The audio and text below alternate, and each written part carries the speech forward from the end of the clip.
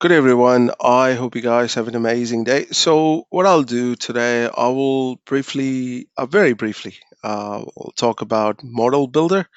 I can't show you guys a demo. Unfortunately, I can't do a demo on it because I do not have access to a Model Builder. I mean, I do have access to Model Builder from a work account, but I can't really showcase my work, Salesforce work. So, and also for this certification, you don't really need to know much either, right? It's just a tiny component. So you obviously know what's an AI model, right? You obviously heard about machine learning. I briefly touched upon machine learning, right? Models. Um, so its model is where in simple terms, right? It's your trained data you're talking about, right? If you wanted to break down into the data level, right? And you take that model and you use prompt engineering and all kind of stuff to get the desired output. LLM are the large language model. Similarly, we have smaller language model as well, right? It's just a different thing that LLM is getting more popularity, but that doesn't mean SLMs are not popular. I build, for some of the stuff I do in transhumanism space, I build some of the SLMs for my core business requirement. I use Python, right? I use Python and PyTorch. So I don't use, low code tools. I use heavy code to train and I just await and kind of stuff. I don't want it to get into details, but I'm just telling you what models is about, right? You might really hear you might be hearing models a lot, right? Because AI is a buzzword these days, anyways. So similarly, Salesforce has something called a model builder. What that means is that you can build your own model, AI model, or you can also connect to an existing one using, let's say, a SageMaker. You can do Google, Vortex. You can also do the connect to Databricks. So there are different options you can do, right? So you can build your own AI model. You don't have to write any code. It's all um, config, I would say. It's a point and click architecture they have used. So behind the scene, obviously the codes get written, but from a user perspective, if you're an admin, you can pretty much build your own model using an AI, uh, using a model maker, right? So obviously, if you have a data cloud, you can access to the Einstein Studio, and using that, you can go to the model and you can pretty much build your models. Now, obviously, as you can see from a screenshot, there are predictive model and the generative. Obviously, generative model, right? Uses generative AI and predictive AI. Predictive AI pretty much rely on the trained data and machine learning model, right? And to give you an output. Generative AI is it's different, right? It uses the LLM and it generates the chat, generates image and all kind of stuff, right? And it also suffer with something called hallucinations as well. But that being said, you can configure it on the screen. You can configure the predictive and generative. You can also connect to OpenAI, and if you build your own model, you can bring it to your own model as well. That's all things you can do, right? And like here, you can see the model types. You can create it with Einstein. You can connect to SageMaker, Vortex AI, and Databricks, and Salesforce enabled model, which has been set up for you by default. Now, the model capability, there are two things, right? The models you need to know the regression model and binary classification. Regression model, I've spoken about that in the past. Let's say you wanted to calculate the price of a house, right? And you have different inputs given, right? Input parameters like, for instance, the square, the location, and the number of bedrooms, access to schools and other stuff, right? Or I would say the distance and uh, uh, and perhaps the square feet, right? Total number of square feet. So using these inputs, your model will work on an output, and obviously, it will help you calculate the price of a house. So in Salesforce example, you can see the regressions are used for predicting numbers. For instance, time to close an opportunity, customer satisfaction of a case. So you can use that, right? Different input params.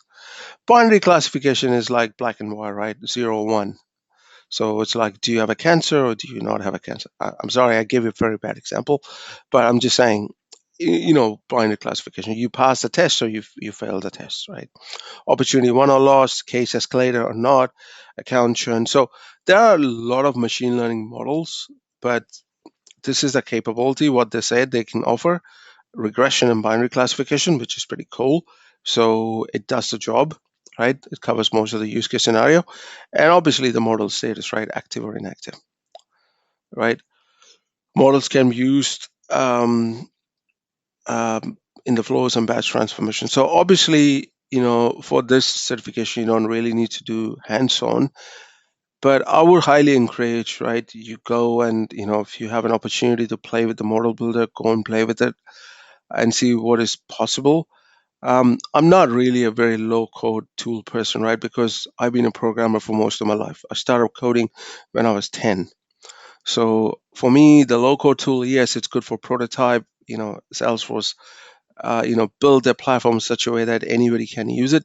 Yes, that's right. That's a great advantage, I would say. But that being said, if you do not understand a machine learning concept, right? At least I'm not asking you to learn, fancy mathematics behind the scene, right? If you are interested, I would highly encourage.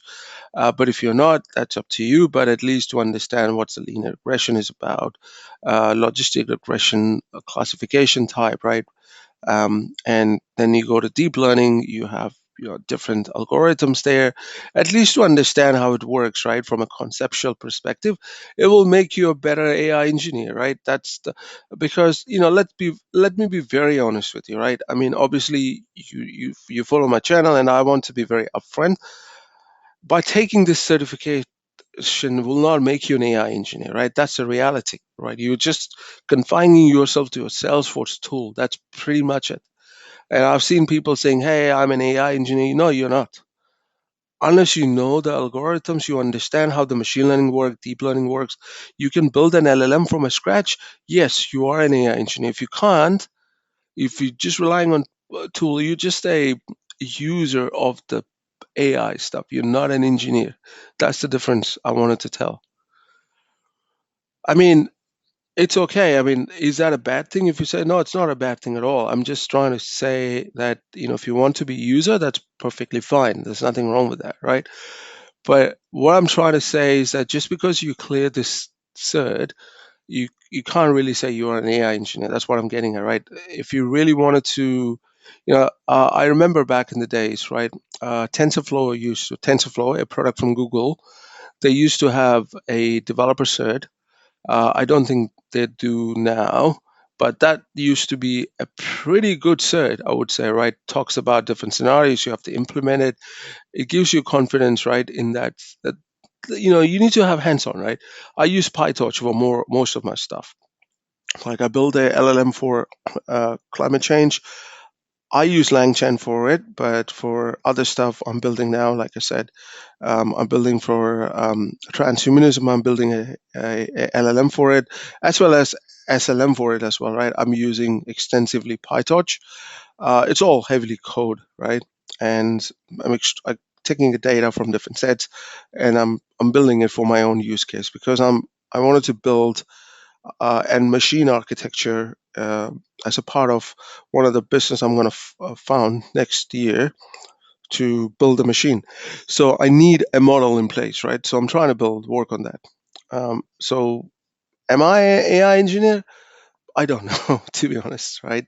I've worked on AI for for years, so maybe I don't know. I built an AI compiler when I was at MIT, so maybe you can call me AI engineer, but yeah, terms are terms, right? It doesn't mean anything if you really can't build anything, right? So sorry I digress, and my apologies for that. What I'm trying to say here is that please do hands-on. It will really helpful. And please read Trailhead at least once before you go and take a cert. Um, I'm not saying this is a bad cert. This is really great cert. But all I'm saying is that please do not have an illusion that you will be called an AI engineer. You will be a Salesforce product. You will know Salesforce stuff, right? Which is great. If you are working on Salesforce, it's a good knowledge. You can go to business and say, look, this is a business case. Let's use say Agent Force, or let's use the data cloud for to solve this problem, right? So in that perspective, yes. And this cert one is not really covering much data cloud, right? I just did an introduction to data cloud. That's pretty much it, right? It talks about few components of it. Um, yeah, but when I do data cloud certification series next year, I will look into a detail aspect of it, right? So yeah, that being said, that's pretty much sums up our course, right? And I hope you guys, go and smash it. And given the fact I've been told it's quite simple, um, I'll be taking this cert perhaps in a week because and I won't be doing much YouTube course this year because I'm taking almost 2 months off. I'm going to Europe, spend some time with family there. So yeah, and I wanted to run away from New Zealand summer. I do not like summer, so gonna spend some time in Switzerland, Romania, Italy, and other parts of Europe. Right, eat some good food, drink some good wine, unwind. Right, and next year it's gonna be big because I want to focus too much on transhumanism, which is something I am passionate about, and other stuff around Salesforce as well. Right, and yeah, one more news before I let you guys go.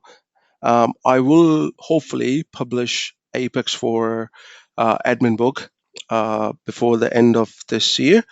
And this book I've written in such a way it's more of a story. It's about a person who loves to bake cake and passionate about coffee. So the whole narrative of the book is about coffee and cake. So if you like to bake a coffee, sorry, if you not bake a coffee, my apologies. If you like to bake a cake and talk about brewing a coffee and learn code, you will really enjoy Apex for Admin. And I've written in a very simple way, right? I've been working on it for quite a while, and yeah. And my partner told me, hey, why don't you do a book in such a way it makes it more funny, and so she gave me a lot of ideas about, hey, she loves to bake, right? European woman loves to bake. So not being a stereotype, my apologies, at least the people I've interacted right? So I'm telling from my experience, so yours could be different, but yeah. Anyways, that being said, hope you guys have an amazing year, and good luck with your certification. Adios.